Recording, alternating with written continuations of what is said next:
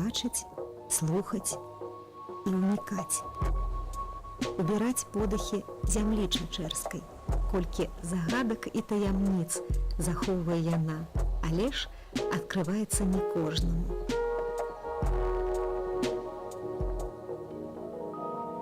Старажытны Чачэрск – невялікі гарадок, што стаіць на высокім плато недалёка ад зліцця Чачэры і Сожа.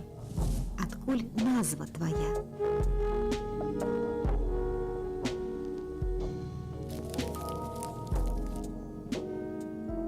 Гісторыя гэта здарылася падчас аднаго падарожжа. Тады гэтыя мясціны былі неабжытымі прасторамі. Прабіраўся тут багаты князь з дачкой-прыгажуняй.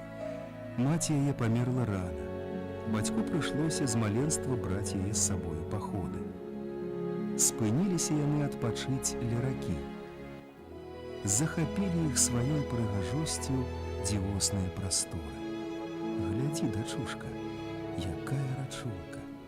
Ага, прыгоженькая. Не тое слова, непаўторнае. Як цяцёрка, прамовіла князёва. Князь паўтарыў, як цяцёрка. Так і стала тая рака Цяцёрай, а пазней Чачэрай. Калі людзі ўздоўж яе берагоў аселі, то паселішча назвалі Чачэрскім ад назвы той самай рачулкі.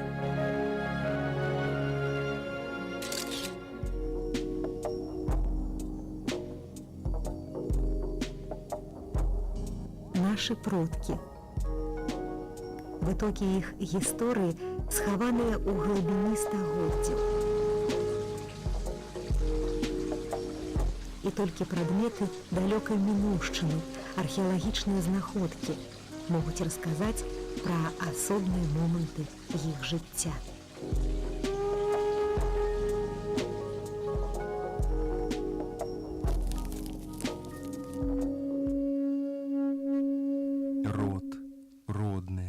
Радзіма, радзімічы, племя незалежнае і гордае.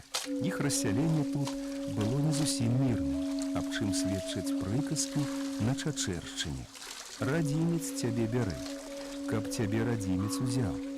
Жылі яны асобнымі сем'ямі, займаліся сельскагаспадарчай працай ды промысламі.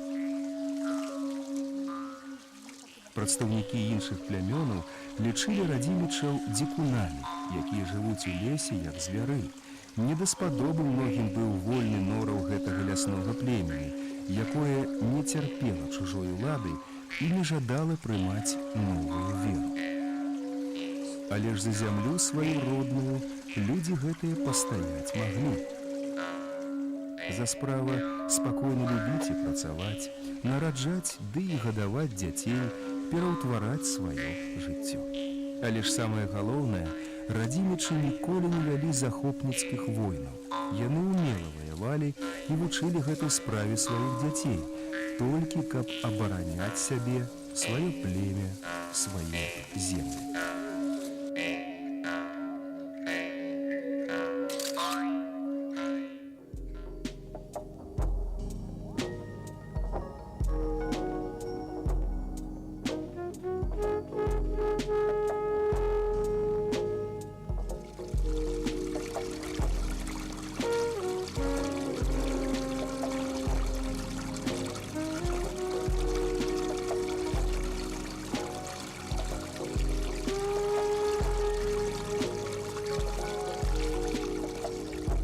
Стаіць у самым цэнтры горада і відаць з усіх бакоў. Нейкі чароўны будынак, ці не ў ім ключ да разгадкі чачэрскай таямніцы. У 18 стагоддзі мястэчка Чачэрска імператрыца Кацярына II падарыла графу Захару Чарнышову. Першы Беларусі генерал-губернатар, не шкадуючы сіл, вырашыў узняць дабрабыт і добраўпарадкаванне Чачэрскага краю і дасягнуў жаданага. За кароткі час зямля тут расквітнела, як знешне, так і ў адносінах да ўнутранага грамадскага ладу. З правінцыяльнага мястэчка ператварыўся Чачэрск у свецкі горад. Прамая і доўгая галоўная вуліца прайшла праз увесь горад, а на цэнтральнай плошчы гасцей сустракала ратуша.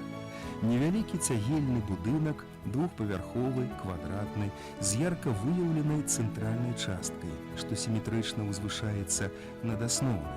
Будынак завяршаецца 5 драўлянымі вежамі, адной вялікай у цэнтры і 4 малымі па кутках. Драўляныя каронкі вежаў разам са стральчатымі вокнамі надаюць усяму будынку незвычайны рамантычны выгляд.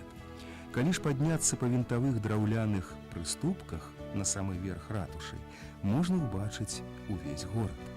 На дзіва проста высвятляецца загадкавая сутнасць ратушы. Будынак заўсёды быў своеасаблівым аб'яднальнікам ва ўсёй планіроўцы горада. Размяшчэнне ратушы на восях сіметрыі надавала ёй надзвычай важную ролю своеасаблівага дырыжора ў гарадской забудове. Яе ўзвялі на сярэдзіне плошчы, да якой з усіх бакоў сыходзіліся вуліцы з размешчанымі на іх скрыжаваннях храмамі-ратондамі. Такім чынам і павінен быў будавацца ідэальны горад эпохі класіцызму.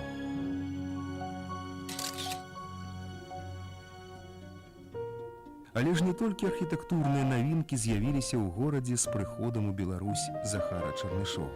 Тут пачалі дзейнічаць шпіталі, цэрквы і касцёл, плац, ліпавыя прысады, прыходскае вучылішча, тэатр і аркестр, незвычайнай прыгажосці парк. Да таго ж жонка графа Ганна Чарнышова клапацілася аб адукацыі мясцовага насельніцтва.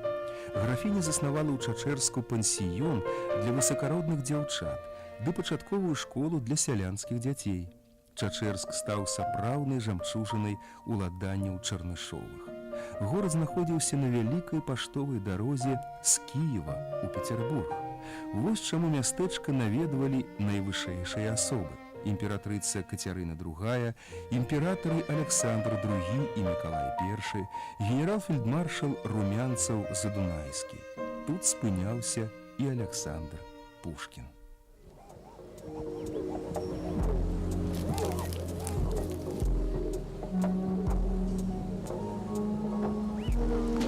Зноў ідэальная форма, на гэты раз шар, сімвал вечнасці.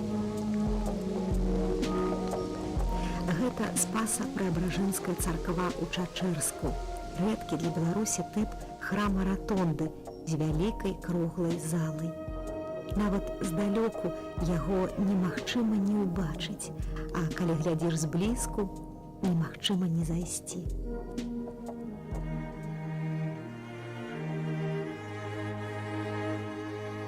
Калі ў Чачэрску з'явілася першая царква, хто ў ёй служыў? Аб гэтым можна толькі здагадвацца.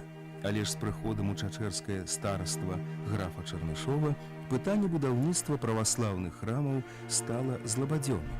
За кароткі час тут з'явіліся 3 царквы і касцёл. У аснову іх праектаў была закладзена форма ратонды, без слупоў, зальнага тыпу.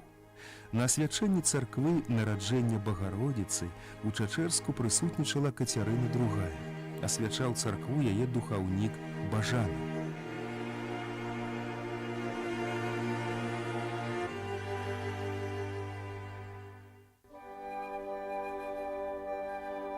І цяпер у Спаса-Преабражэнскай царкве ёсць ікона Багародзіцы, праўда, даволі моцна пашкоджаная, лік якой вельмі нагадвае царыцу.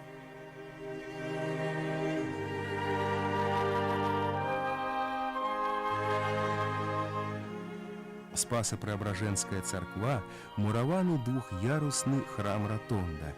Ён нагадвае круг з шырокім дыяметрам каля 15 метраў. Сцены ніжняга яруса раздзелены пілястрамі, паўкруглымі і плоскімі нішамі. А па верхнім, таксама круглым, квадратныя вокны. Шар – сімвал вечнасці, квадрат – сімвал космасу. Асноўнае памяшканне царквы – адзіная прастора. Над інтэр'ерамі працавалі лепшыя італьянскія майстры таго часу. Граф Чарнышоў спецыяльна запрашаў іх у Чачэрск. У алтары Спаса-Преображэнскай царквы захоўваецца старажытная ікона «Сашэсце ў пекла», шэдэўр беларускага мастацтва, з надпісам на яе раме.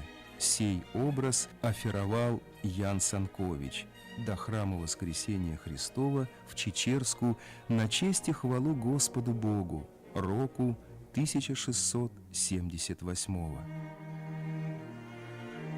Бог, ён у кожнага ў душы. У кожнага храма адна энергетыка, Божая ласка. Усе церквы асвечаны Духам Святым. Толькі тут прыходзіць да душы спакой і прасвятленне.